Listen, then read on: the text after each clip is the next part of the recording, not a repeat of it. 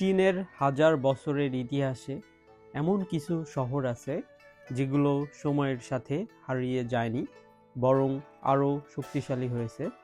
আজ আমরা জানব এমন একটি শহর যেখানে ইতিহাস, খাল, শিল্প আর আধুনিক জীবন একসাথে বেঁচে আছে।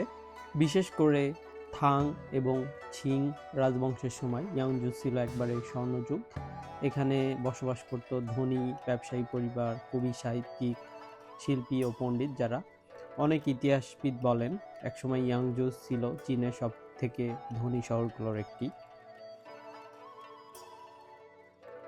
এটি একটি প্রাচীন বৌদ্ধ মন্দির যেখানে ইতিহাস ও আধ্যাত্মিকতা একসাথে মিশে আছে।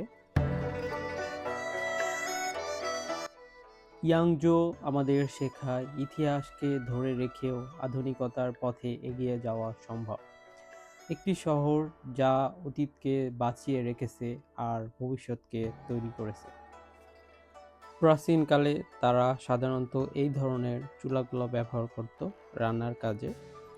যে চুলাগুলো আমাদের দেশের চুলার মতো না, এখানে যে কড়াই বা পাতিল সেটা চুলার সাথে একবারে লাগানো।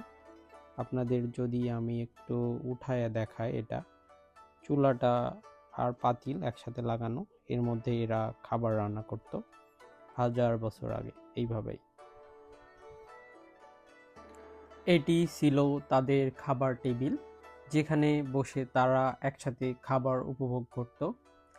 আর এগুলো ছিল তাদের রান্নাঘর, যেখানে অত্যন্ত যত্ন ও শৌখিনতার সাথে রান্না করা হতো। হাজার বছর আগেও তারা রান্নার ক্ষেত্রে ছিল অত্যন্ত রুচিশীল ও বিলাসবহুল জীবনযাপনে অভ্যস্ত। আমরা যে ফ্রাইড রাইস এত পছন্দ করি তার জন্ম এই ইয়াংজু থেকে। তো ভিডিওটি আপনাদের কেমন লাগলো অবশ্যই জানাবেন এবং শেয়ার দিয়ে সবাইকে দেখার সুযোগ করে দিন।